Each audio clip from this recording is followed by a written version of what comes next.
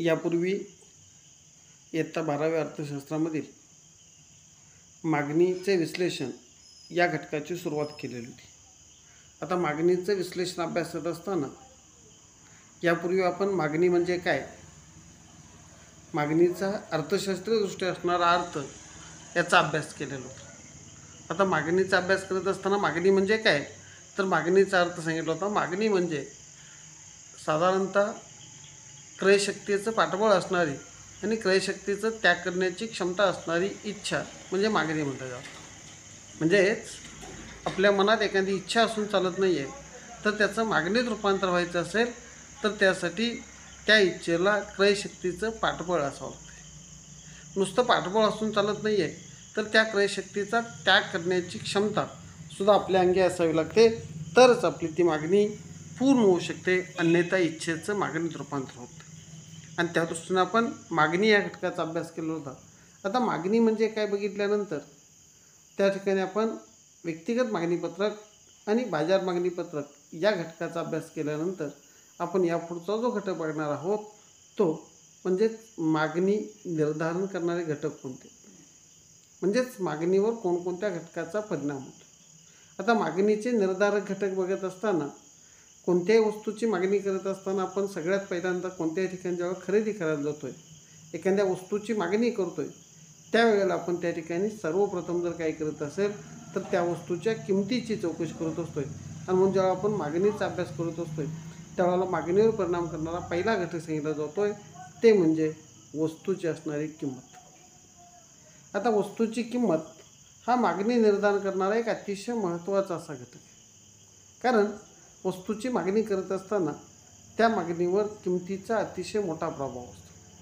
आपण सर्वप्रथम किमतीची चौकशी करतो आहे आणि किंमत योग्य असेल, आपल्याला किंमत परवडणारी असेल तरच आपण त्या वस्तूची खरेदी करतो आहे, अन्यथा त्या वस्तूची खरेदी केली जाऊ शकते. मित्रांनो, याचे एक उदाहरण तुम्हाला सांगतो.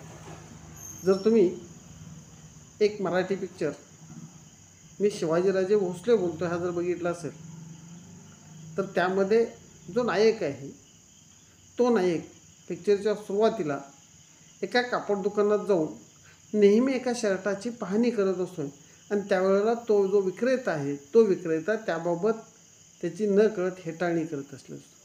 म्हणजेच या ठिकाणी जर बघितलं तर आपण वस्तूची किंमत परवडते का नाही आहे, आणि म्हणून वस्तूच्या मागणीवर परिणाम करणारा सर्वात महत्त्वाचा आणि पहिला घटक जर कोणता असेल तर तो त्या वस्तूची किंमत, खरेदीवर सगळ्यात महत्त्वाचा परिणाम हा किमतीचा होतो. आता एकदा किमतीचा अभ्यास केल्यानंतर आपण किंमत बघतोय आणि यानंतर आपण खरेदीच्या अनुषंगानं परिणाम करत असताना त्याच्यावर जो परिणाम होत असतोय तो म्हणजे त्या व्यक्तीचं असणारं उत्पन्न. आता व्यक्तीच्या उत्पन्नाचा अभ्यास करत असताना व्यक्तीचं उत्पन्न कशा पद्धतीचं आहे या उत्पन्नाचा परिणामसुद्धा त्या ठिकाणी व्यक्तीच्या मागणीवर होत असते. आता उत्पन्न आणि मागणी हा अतिशय जवळचा संबंध आहे. आपण बघा, उदाहरण अगदी सांगायचं झालं, ज्या व्यक्तीचं उत्पन्न जास्त असतं अशा व्यक्ती मोठ्या प्रमाणात वेगवेगळ्या वस्तूची खरेदी करत असतात. या उलट ज्या व्यक्तीचं उत्पन्न कमी आहे ती व्यक्ती आपल्या गरजा मर्यादित करण्याचा प्रयत्न करते आणि मग त्या ठिकाणी खरेदी शक्तीवर त्याचा परिणाम होतो. तुम्ही याचं उदाहरण बघायचं झालं तर तुम्ही तुमच्या वर्गातल्या मित्रांच्या वह्या, तुमच्या वर्गातील मित्रांचे कपडे बघितले की कपडे म्हणा, वह्या म्हणा, ह्या लागणाऱ्या बाबी आहेत. पण लागणाऱ्या बाबी असल्या तरीसुद्धा त्या वस्तूचा दर्जा आणि त्या वस्तूच्या किमती बघितल्या तर कळत न कळत त्या व्यक्तीचं उत्पन्न हे त्या वस्तूच्या त्यांना परिधान केलेल्या किंवा त्यांना धारण केलेल्या वस्तूवर दिसत असते.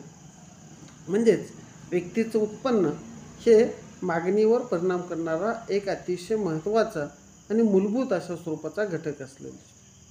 जसजसं लोकांच्या उत्पन्नात वाढ होत जाते मग वाढलेल्या उत्पन्नाच्या अनुषंगानं ती व्यक्ती आपल्या राहणीमानाचा दर्जा उंचावण्याचा प्रयत्न करते आणि राहणीमानाचा दर्जा उंचावत असताना त्याच्याकडनं किमती वस्तूची अधिक मागणीत वाढ झालेली असते. या उलट उत्पन्नात घट झाली तर उत्पन्नात घटीचा परिणाम म्हणून त्या ठिकाणी ती व्यक्ती मागणी कमी करत असलेली असते. याचं अगदी साधं उदाहरण जर बघायचं म्हटलं, यावर्षी आपण कोरोनाच्या पार्श्वभूमीवर बघितलं तर अनेक व्यक्तींचं उत्पन्नात मोठ्या प्रमाणात घट झालेली दिसते, अनेक व्यक्तींचा रोजगार गेलेला दिसतो, उत्पन्नाची साधनं दिसत नाहीत. आणि मग अशा वेळेला ह्या व्यक्तीने आपल्या मागणीवर अतिशय मोठं नियंत्रण ठेवलेलं दिसतं आहे. मागणी मोठ्या प्रमाणात कमी केलेली दिसते आणि मग त्याचा परिणाम म्हणजेच उत्पन्नाचा परिणाम हा लोकांच्या मागणीवर मोठ्या प्रमाणात होत असलेला दिसतो। आता यानंतरचा असणारा तिसरा घटक सांगितला जातो तो म्हणजे पर्यायी वस्तूच्या किमती काय।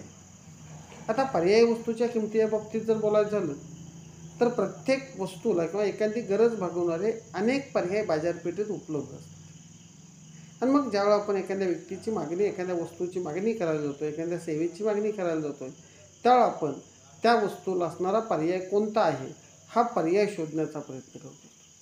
आणि मग ह्या पर्यायी वस्तूच्या किमती काय आहेत याचा अभ्यास केला जातो आणि याच्यातून वस्तूची निवड करून त्या ठिकाणी कळत न कळत मागणी केलेली दिसते। म्हणजेच आपण या ठिकाणी अनेक वेळेला उदाहरणं दिसते की पर्यायी वस्तूच्या अनुषंगानं बघा, आपण चहाला पर्याय कॉफी आहे, त्याच पद्धतीनं कोल्ड्रिंकच्या बाबत बघितलं तर एकाच वेळेला बाजारात कोणत्याही दुकानात गेला तर किमान 3 ते 4 प्रकारचे कोल्ड्रिंक्स आपल्याला उपलब्ध होत असले आणि मग त्या ठिकाणी मागणी करत असताना आपण कळत न कळत एकमेकाला पर्यायी वस्तू कोणकोणत्या आहेत आणि मग ह्या पर्यायी वस्तूंच्या किमतीचा विचार त्या ठिकाणी केला जातो। पर्यायी वस्तूमध्ये जेव्हा एका वस्तूची किंमत वाढते तेव्हा कळत न कळत त्याला पर्याय असणाऱ्या वस्तूच्या मागणीत वाढ झालेली दिसते, कारण त्या ठिकाणी क्रयशक्तीवर त्याचा परिणाम होत असतो आणि म्हणून मागणीचा परिणाम करणारा तिसरा महत्त्वाचा घटक सांगितला जातो आहे तो म्हणजे त्या ठिकाणी असणारी त्या वस्तूला असणारा पर्याय उपलब्ध असेल तर या पर्यायाचा परिणामसुद्धा मागणीवर होत असलेला दिसतो। नंतर मागणी निर्धारण करणारा घटकाचा अभ्यास करत असताना त्या सांगितलं आहे ते म्हणजे त्या ठिकाणी वस्तूला असणारे जे पूरक वस्तू आहे। आता पूरक वस्तूंच्या बाबतीत बघा, अनेक वस्तू अशा असतात की एक वस्तू खरेदी करून आपली गरज पूर्ण होऊ शकत। पेन खरेदी केला तर पेनला शाई ही आवश्यक असते, नुसती शाई असून चालत नाही, नुसता पेन असून चालत नाही। त्याच पद्धतीनं आपण जेव्हा वाहन खरेदी करतोय त्यावेळेला वाहनाला पेट्रोल किंवा डिझेल इंधन हे आवश्यक असणारं घटक, इंधनशिवाय वाहन चालत नाही आणि नुसतंच इंधन असेल आणि वाहन नसेल तरीही ते इंधन निरुपयोगी ठरत असते। म्हणजेच या ठिकाणी जेव्हा आपण अभ्यास करत असतो त्यावेळेला बऱ्याच ठिकाणी पर्याय पूरक वस्तूंचा विचारसुद्धा केला जातो आणि मग या पूरक वस्तूच्या किमतीचा परिणाम हा मागणीवर होतो। आता आपण जर बघितलं तर इंधनाचे दर म्हणजेच पेट्रोलचे पदार्थाचे दर मोठ्या प्रमाणात वाढायला लागलेले, जसं पेट्रोल वाढत जात आहे तसं कळत न कळत वाहनांची मागणी काही प्रमाणात कमी होत असलेली दिसते। किंवा एकमेकाला पूरक वस्तूच्या अनुषंगानं जर आपल्याला वाहन उद्योग असेल तर वाहन उद्योगाच्या अनुषंगानं आपला टायर उद्योगाचा विकास होतो। तुमच्याकडे जर वाहन असेल तर तुम्ही टायरीची मागणी करताय, जर तुमच्याकडे वाहन नसेल तर तुम्ही टायरीची मागणी करत नाही आहे। म्हणजेच या ठिकाणी एकमेकाला पूरक वस्तू कोणत्या आहेत आणि या पूरक वस्तूच्या अनुषंगानं त्या ठिकाणी तुमची मागणी होत असते। नंतर मागणीवर परिणाम करणारा घटक सांगितला जातो ते म्हणजे वस्तूचं असणारं स्वरूप। आता वस्तूचं स्वरूप बघत असताना त्या ठिकाणी बघा, अनेक वेळेला वेगवेगळ्या स्वरूपाच्या वस्तू असतात। काही वस्तू ह्या उपभोग्य असतात, जीवनावश्यक असतात की ज्यांचं आपण टाळू शकत नाही। अगदी याचं उदाहरण सांगायचं झालं तर बऱ्याच वेळेला जैवरक्षक औषधाचं उदाहरण या ठिकाणी अतिशय चांगल्या पद्धतीनं दिलं जातं। त्या ठिकाणी किमतीचा विचार केला जात नाही आहे, आपल्या उत्पन्नाचा विचार केला जात नाही आहे, तर आपण ती वस्तू कोणत्याही किमतीला उत्पन्न असो अगर नसो आपण त्याची सातत्यानं खरेदी करत असतो। मग जैवरक्षक औषध असतील, आज आपल्या प्रत्येकाच्या घरात वयस्क व्यक्ती असेल किंवा अनेकांच्या घरात बघा काही ठिकाणी साखरेचा त्रास असतो आहे, शुगरचा प्रॉब्लेम असतो आहे, बीपीचा त्रास असतो आहे, हार्टचा त्रास असतो आहे आणि मग अशा व्यक्तींना कायमस्वरूपी औषधावर खर्च करावा लागत असतो आहे। मग तुमचं उत्पन्न कमी असो जास्त असो, वस्तूच्या किमती कमी होत जास्त होत, मग अशा जीवनावश्यक स्वरूपाच्या ज्या वस्तू असतात या वस्तू खरेदीच कराव्या लागत असतात। या उलट जर समजा तुमची वस्तू चैनीच्या स्वरूपाची असेल तर आपण चैनीच्या स्वरूपाच्या वस्तू बऱ्याच वेळेला टाळू शकतो आहे। म्हणजेच वस्तूचं स्वरूप कसं, म्हणजे वस्तूचं स्वरूप विचारात घेत असताना या ठिकाणी जीवनावश्यक आहे की चैनीचे, त्याच पद्धतीनं वस्तू नाशवंत स्वरूपाची आहे का टिकाऊ स्वरूपाची। नाशवंत स्वरूपाची वस्तू असेल तर आपण त्या ठिकाणी किमतीचा विचार करत नाही, या उलट टिकाऊ स्वरूपाची वस्तू असेल तर आपण किमतीचा विचार करून त्या ठिकाणी मागणी करतो। बघा, आपल्या घरात जर एखादं वस्तू घ्यायची असेल, भांडवल स्वरूपाची वस्तू घ्यायची असेल, किमती वस्तू घ्यायची असेल, टी व्ही घ्यायचा आहे, फ्रीज घ्यायचा आहे, वॉशिंग मशीन घ्यायचं आहे, तर अशा वेळेला आपण त्या ठिकाणी त्या वस्तूचा मागणी करायची का नाही आहे या अनुषंगानं आपण बऱ्याच वेळेला विचार करतो आहे. म्हणजेच आपण ज्यावेळेला वस्तूची मागणी करत असताना वस्तूचं स्वरूप काय आहे, ती जीवनावश्यक आहे का, आता ती खरेदी करणं गरजेचे आहे का, याचा विचार केला जातो आहे आणि त्यानुसार त्या ठिकाणी वस्तूची मागणी केली जाते. नंतरचा असणारा घटक जो सांगितला जातो तो म्हणजे जर बघितलं तर लोकसंख्येचा आकारमान. आता लोकसंख्येचा आकारमानाचा मागणीवर कशा पद्धतीने परिणाम होत असतो. जर लोकसंख्येचं आकारमान जास्त असेल तर त्या ठिकाणी मागणी मोठ्या प्रमाणात वाढत असते. या उलट लोकसंख्येचं आकारमान कमी असेल तर आपली मागणी कमी होत असते. बघा, तुम्ही तुमच्या कुटुंबातील किंवा तुमच्या परिसरातील एक 4 घराचा अभ्यास करायचा. ज्या घरात 4 लोकसंख्या आहे म्हणजे 4 व्यक्तीचं असणारं कुटुंब आणि त्याच वेळेला त्याच्या शेजारी समजा 10 ते 15 व्यक्तीचं असणारं कुटुंब म्हणजे छोटं कुटुंब असेल तर त्यांच्या गरजा मर्यादित असतात आणि त्यामुळे त्यांची मागणीसुद्धा मर्यादित असलेली दिसते. या उलट एकत्र कुटुंब पद्धत असेल, मोठ्या आकाराचं कुटुंब असेल तर त्या ठिकाणी मोठ्या व्यक्तींच्या गरजा भागवण्यासाठी मोठ्या प्रमाणात मागणी करावी लागत असते. म्हणजे लोकसंख्येच्या आकारमानाचा परिणाम हा मागणीवर होतो. याचं अगदी एक साधं उदाहरण जर आता आपल्याला सांगायचं झालं तर एक साधं सोपं उदाहरण सांगता येईल. आज कोविडच्या पार्श्वभूमीवर प्रत्येक देश हा लसीकरणाची मोहीम राबवतो. आता लसीकरणाची मोहीम राबवत असताना आज आपण आपल्या देशाचं उदाहरण केलं तर आपल्या देशाची लोकसंख्या जवळपास 149 कोटीपर्यंत गेली. आज ह्या प्रत्येक व्यक्तीला किमान एक डोस द्यायचा म्हणलं तर आपल्याला किमान 149 कोटी डोस लागणार. म्हणजे आपली लसीची मागणी ही 149 कोटीची. या उलट समजा एखाद्या देशात आकारमान लहान असेल किंवा एखाद्या देशामध्ये लोकसंख्या मर्यादित असेल.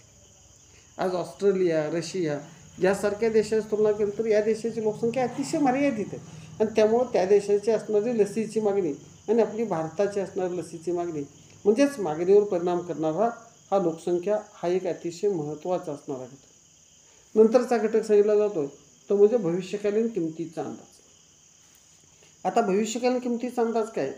जर भविष्यात एखाद्या वस्तूची किंमत वाढणार आहे असा अंदाज व्यक्त केला तर अशा वेळेला वाढलेल्या किमतीचा तोटा टाळण्यासाठी अनेक व्यक्ती मागणी मोठ्या प्रमाणात करतात, त्या वस्तूचा साठा करून ठेवण्याकडे कल असतो. या उलट जर समजा भविष्यात एखाद्या वस्तूच्या किमती कमी होणार असतील असा अंदाज असेल तर त्यावेळेला न कळत खरेदी लांबवण्याचा प्रयत्न केला जातोय, खरेदी टाळण्याचा प्रयत्न केला जातोय. किमती कमी झाल्यानंतर कमी झालेल्या किमतीचा लाभ घेण्यासाठी भविष्यात खरेदी करण्याचा निर्णय घेतला जातो. म्हणजेच या ठिकाणी जर आपण अभ्यास केला तर भविष्यकालीन किमतीचा परिणाम हा मोठ्या प्रमाणात मागणीवर होत असलेला दिसतो. आज अनेक वेळा आपण जर वायदे बाजारातील व्यवहार बघितलेत तर वायदे बाजारातील व्यवहार हे मोठ्या प्रमाणात भविष्यकालीन किमतीवरच आधारित असलेले असतात. कारण का त्या बाजाराचं नावच आहे वायदे बाजार आणि म्हणून सद्यस्थितीचा विचार करत असताना उपभोक्ता आपली मागणी करत असताना त्या मागणीच्या अनुषंगानं त्या वस्तूच्या भविष्यकालीन किमतीचा अभ्यास या ठिकाणी करत असतो. उदाहरण अगदी बऱ्याच वेळा सांगितलं जातं आहे, आज ज्या वेळेला सोन्यासारख्या वस्तू असतील या वस्तूंच्या भविष्यात किमती वाढणार आहेत म्हणलं की बऱ्याच वेळेला काही ठिकाणी त्या वस्तू खरेदी करून ठेवल्या जातात कारण का त्या लागणाऱ्या वस्तू असतात. आणि म्हणून या ठिकाणी भविष्यकालीन किमतीचा अंदाज काय आहे. अगदी याचं साधं उदाहरण सांगायचं झालं, आज आपल्या दैनंदिन जीवनामध्ये तेल असेल, कांदा असेल, बटाटा असेल यासारख्या वस्तू आपण सातत्यानं खरेदी करत असतो. पण समजा आपल्याला सांगितलं की भविष्यात कांद्याचा दर वाढणार. आज आपण प्रत्येक वर्षी आपल्याला सर्वसाधारण अनुभवता येणारा उदाहरण आहे की कांद्याचा दर साधारणतः दिवाळीच्या दरम्यान वाढलेला असतो. आणि मग बाजारपेठेत या पद्धतीचा जर अंदाज व्यक्त केला की भविष्यात कांद्याचा दर वाढणार आहे तर त्या अनेक व्यक्ती आजच्या घडीला आहे त्या किमतीला कांदा मोठ्या प्रमाणात खरेदी करतात. म्हणजे कांद्याची मागणी वाढलेली दिसते. या उलट समजा भविष्यात दर कमी होणार असा अंदाज व्यक्त केला तर आज आपण गरजे इतका वस्तूची खरेदी केली जाते आणि मग ती खरेदी ज्यावेळेला वस्तूच्या किमती कमी होतील त्यावेळेला खरेदी करण्याच्या दृष्टीनं आज खरेदीचा निर्णय तहकूब केलेला दिसतोय आणि म्हणून भविष्यकालीन किमतीचा अंदाजसुद्धा या ठिकाणी वस्तूच्या मागणीवर परिणाम करणारा घटक सांगितला. नंतरचं सांगितलं जातो तो म्हणजे वस्तूची असणारी जाहिरातबाजी. आज जाहिरातीच्या अनुषंगाने आपण विचार करतोय त्यावेळेला मागणीवर परिणाम करणारी जाहिरात ही एक अतिशय महत्त्वाचा घटक असलेला दिसतो. आपण दूरदर्शनचे कोणतेही कार्यक्रम बघत असो, मोबाईलचे कार्यक्रम बघत असो, बऱ्याच वेळा त्या ठिकाणी आपल्याकडे मोठ्या प्रमाणात जाहिरातीचा मारा केला जातो. आणि या जाहिरातीचा परिणाम कळत नकळत लोकांच्या मागणीत बदल घडवून आणण्याचा प्रयत्न केला दिसतो. म्हणजेच लोकांची जाहिरातीवर परिणाम कसा होतोय याचा अभ्यास जर आपण केला, बघा एखाद्या आपल्या आवडता हिरो असेल, खेळाडू असेल किंवा एखादी प्रसिद्ध व्यक्ती असेल, तर त्या व्यक्तीने एखाद्या वस्तूचा वापर करायला सुरुवात केली की कळत नकळत त्याच्या अनुकरणाचा प्रयत्न त्याच्या चाहत्या वर्गाकडून केला जात असतोय आणि मग त्याचाच परिणाम त्या वस्तूच्या मागणीत वाढ होत असलेली दिसते. याचं उदाहरण सांगायचं झालं, आज आपण अनेक प्रसिद्ध व्यक्तींचं ट्विटर अकाउंटच्या पोस्टचा जर अभ्यास केला तर त्यानं केलेली पोस्ट म्हणजे निश्चित काहीतरी चांगली असणार आहे आणि मग त्याचाच वापर कळत नकळत हे उत्पादक वर्गाकडून आपल्या उत्पादनाच्या जाहिरातीसाठी या प्रसिद्ध व्यक्तीचा वापर केला जात असतोय आणि या जाहिरातीचा परिणाम आपल्या खरेदीवर, आपल्या मागणीवर होत असलेला दिसतो. बघा आता इथून पुढे जर आपण बघितलं, पावसाळ्यात शक्यतो कापड व्यवसायात मंदीचं वातावरण असतं आणि मग ज्या वेळेला मंदीचं वातावरण असतं त्यावेळेला सेलच्या जाहिराती मोठ्या प्रमाणात केल्या जातात आणि मग या सेलच्या जाहिरातीचा परिणाम आज आपण बऱ्याच वेळेला त्या जाहिरातीला भुलून आपण वस्तूची खरेदी करत असतोय. मोठ्या प्रमाणात मागणीत वाढ होत असते. म्हणजेच आजच्या आधुनिक बाजारपेठेमध्ये जाहिरातीच्या अनुषंगानं, विक्रीला प्रोत्साहन देण्याच्या अनुषंगानं, विक्री कौशल्याच्या अनुषंगानं जाहिरात ही अतिशय महत्त्वाची मानली जाते. नंतर सांगत असताना मागणीवर परिणाम करणारा घटक सांगितला जातो तो म्हणजेच व्यक्तीच्या असणाऱ्या आवडीनिवडी, सवयी, फॅशन या घटकाचा सुद्धा मागणीवर परिणाम होतो. आपल्या आवडीच्या वस्तू असेल, सवयीच्या वस्तू असतील तर या वस्तूची आपली मागणी सातत्यानं होत असते. ज्या वस्तूची आवड आहे, ज्या वस्तूची सवय आहे, अगदी याचं उदाहरण सांगायचं झालं, एखाद्या व्यक्तीला विविध घटकाचं व्यसन असतं आणि मग व्यसन किंवा सवयीच्या वस्तूचा वापर ती व्यक्ती सातत्यानं करत असते. मग त्यावेळी आपलं उत्पन्न आहे का नाही आहे, त्या वस्तूची किंमत आपल्याला परवडणारी आहे की नाही आहे याचा विचार केला जात नाही आहे, तर ती वस्तू आपण खरेदी केली जाते. आज फॅशनचा अभ्यास करायचा झाला तर बघा, अनेक व्यक्तींना फॅशनेबल कपडे खरेदी करायची सवय असते. अनेक व्यक्तींना नवीन बाजारात आलेली वस्तू खरेदी करण्याची सवय असते आणि मग त्याचा परिणाम जर आपण बघितलं, उत्पादक सातत्यानं उत्पादनात काहीतरी बदल करत असतोय, काहीतरी नाविन्य आणत असतोय आणि या नाविन्याच्या लालसेपोटी अनेक व्यक्ती गरज नसताना अशा वस्तूची खरेदी करत असतात. म्हणजेच या ठिकाणी व्यक्तीच्या मागणीवर परिणाम करणारा, व्यक्तीची असणारी आवड-निवड, सवयी, फॅशन या वस्तूचा परिणाम या ठिकाणी खरेदीवर होत असलेला दिसतो. नंतर मागणीवर परिणाम करणारा घटक सांगत असताना सांगितलं जातोय तो म्हणजे असणारी कर रचना. आता शासनाची कर रचना, शासन अनेक वस्तूवर वेगवेगळ्या प्रकारचे कराची आकारणी करत असते. आज सगळे कर जर बघितलं तर GST अंतर्गत एकत्र केलेले आहेत आणि या कराचा परिणाम वस्तूच्या किमतीवर होतो. ज्या वेळेला GSTचे दर वाढवले जातात त्याचा परिणाम वस्तूच्या किमतीत वाढ होते आणि वस्तूच्या किमतीत वाढ झाली की आपोआपच त्याची मागणी कमी होत असलेली दिसते. या उलट एखाद्या वस्तूला प्रोत्साहन द्यायचं असेल किंवा समाजहिताच्या दृष्टीनं काही वेळेला करात सवलत दिली जाते. आता आपण कोविडच्या पार्श्वभूमीवर बघितलं तर कोविडच्या अनुषंगानं ज्या काही लसीचे दर आहेत किंवा जी काही औषधं आहेत, या औषधावर करात सवलत दिलेली आहे, कारण त्या वस्तू आवश्यक असतात, त्या वस्तूचा पुरवठा होणं गरजेचं असतो. म्हणजेच जर आपण बघितलं तर शासनाच्या कर धोरणाचा परिणामसुद्धा वस्तूच्या मागणीवर होत असतोय. म्हणजेच करात वाढ केली तर त्याचा परिणाम वस्तूच्या किमती वाढतात, वस्तूच्या किमतीत वाढ झाली असता आपोआपच त्या ठिकाणी मागणी कमी होते. म्हणजेच कर धोरणाचा परिणाम हा वस्तूच्या उपभोक्त्याच्या मागणीवर होत असलेला दिसून येतो. नंतर सांगितलं जातं आहे इतर घटक. आता इतर घटक म्हणजे कोणते, तर आपण बघितलं, वस्तूची किंमत बघितली, आवड निवड बघितली, चालीरीती बघितल्या, व्यक्तीचं उत्पन्न बघितलं, त्याच पद्धतीनं कर रचना बघितली. याचबरोबर काही इतर घटक असतात की ज्याचा मागणीवर परिणाम होतो. आता इतर घटकामध्ये उदाहरण घ्यायचं तर पहिला घटक सांगितला तो नैसर्गिक परिस्थिती. आता नैसर्गिक परिस्थितीचा अभ्यास बघा, जसजशी नैसर्गिक परिस्थिती बदलत जाते तस तेथे व्यक्तींच्या मागणीत बदल होत असतो.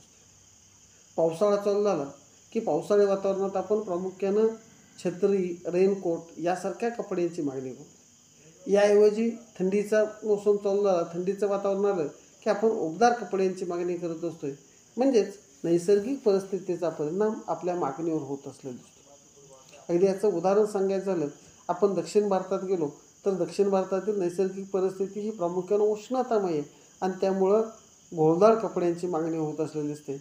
या उलट आपण उत्तर भारतात गेलो तर उत्तर भारतात हिमालय प्रदेशासारख्या जम्मू काश्मीरसारख्या ठिकाणी थंड वातावरण असतं आणि थंड वातावरणाचा परिणाम त्या ठिकाणी कायमस्वरूपी उबदार कपडे किंवा फरच्या कपड्यांची मागणी होत असलेली दिसते. म्हणजेच नैसर्गिक परिस्थितीचा सुद्धा मागणीवर परिणाम होतो. त्यानंतरचा असणारा घटक आहे तो तंत्रज्ञानातील बदल. आज संशोधन असेल, विकास असेल, याचा परिणाम तंत्रज्ञानात कायमस्वरूपी सुधारणा होत असतात आणि या तंत्रज्ञानाचा परिणाम उत्पादनाच्या वस्तूमध्ये आधुनिकता आणली जाते आणि आधुनिकता परिणाम मागणीवर परिणाम करतो. याचं अगदी उदाहरण जर सांगायचं झालं तर बघा, तुमच्याकडे असणारा जो मोबाईल हँडसेट आहे, पूर्वीचे 15-20 वर्षापूर्वीचे मोबाईल हँडसेट बघा, आजचे मोबाईल हँडसेट बघा, तंत्रज्ञानात जसजशा सुधारणा होत गेल्या तसतसे पूर्वीचे हँडसेट कालबाह्य होत गेले, त्याची जागा नवीन मोबाईल हँडसेटने घेतलेली दिसून येते. अगदी याचं उदाहरण सांगायचं झालं दुसरं तर पूर्वी आपल्या घरात काळा पांढरा black and white T V होता. तंत्रज्ञानात सुधारणा झाली, त्या ठिकाणी रंगीत दूरदर्शन आलं, रंगीत टी व्ही सेट आल्यामुळं ब्लॅक अँड व्हाईट टी व्हीची मागणी कमी झाली. आता त्याच ठिकाणी LED टी व्ही आलेले आहेत आणि LED टी व्ही आल्यामुळं तुमच्या जुन्या टी व्हीची मागणी कमी झालेली दिसते. म्हणजेच तंत्रज्ञानातील बदलाचा परिणामसुद्धा या ठिकाणी मागणीवर होत असतो. नंतरचा घटक सांगितला जातो आहे तो म्हणजे सरकारी धोरण. आपण सरकारी धोरणाचा अभ्यास प्रामुख्यानं कर रचनेमध्ये या ठिकाणी केला. सरकारी धोरण कशा पद्धतीचं आहे, आज सरकारी धोरणाच्या अनुषंगाने जर सांगायचं झालं, बऱ्याच वेळा पण खाद्य उद्योगाला प्रोत्साहन दिलं जात असतं, हातमाग व्यवसायाला प्रोत्साहन दिलं जात असतं आणि मग त्या वस्तूच्या मागणीमध्ये वाढ करण्यासाठी जाणीवपूर्वक प्रयत्न शासनाकडून केला जात असतो. म्हणजेच सरकारी धोरणाचा परिणामसुद्धा कळत न कळत आपल्या मागणीवर होतो. नंतरचा असणारा घटक म्हणजे रूढी परंपरा. आज आपण मागणीच्या अनुषंगाने बघायचं झालं तर प्रत्येक ठिकाणच्या रूढी परंपरा ह्या वेगवेगळ्या असतात. अगदी उदाहरण सांगायचं झालं तर बघा, आपल्याकडे दिवाळीला मोठ्या प्रमाणात फटाक्याची आतषबाजी केली जाते. आपण दिवाळीच्या सणामध्ये फटाक्याची मागणी वाढलेली असते. गौरी गणपतीमध्ये आरास किंवा सौंदर्य प्रसाधनाच्या वस्तूंचं आरासीसाठी सौंदर्यासाठी वापर केला जातो, त्याची मागणी वाढलेली असते. आज आधुनिक पद्धतीने सांगायचं झालं, आज कॉलेजच्या युगामध्ये अनेक विदेशी दिवस साजरे केले जातात. मग त्याच्यात फ्रेंडशिप डे असेल, रोज डे असेल, मग या वेळेला फ्रेंडशिप डे दिवशी फ्रेंडशिप बँडची मागणी वाढलेली दिसते. म्हणजे या ठिकाणी रूढी परंपरा चालीरीती या घटकाचा परिणामसुद्धा मागणीवर होत असलेला दिसतो आहे आणि या सर्वाचा परिणाम जर आपण बघितलं तर व्यक्तीची मागणी कशा पद्धतीने बदलते या घटकाचा अभ्यास आपण या ठिकाणी केलेला आहे. परत एकदा जर बघितलं आपण मागणीवर परिणाम करणारे घटक बघत असताना नंबर 1 सांगितलं जातो आहे तो म्हणजे वस्तूची किंमत, किमतीचा परिणाम होत असतो आहे. त्यानंतर मागणीवर परिणाम करणारे घटक सांगत असताना जर बघितलं आपण तर मागणीवर परिणाम करणाऱ्या घटकांचा अभ्यास करत असताना नंबर 2 उत्पन्न आहे.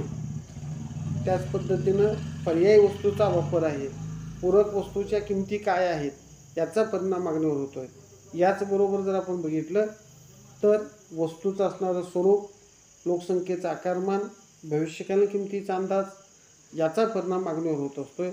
लोकांची असणारी आवड निवड, जाहिरात या घटकाचा परिणामसुद्धा मागणीवर होत असतो आहे. म्हणजे जाहिरात असेल, आवड निवड असेल, याचा परिणाम मागणीवर होत असतो आहे. त्याचबरोबर शासनाची असणारी कर रचना आणि इतर घटक यासारख्या अनेक बाबींचा मागणीवर परिणाम होतो.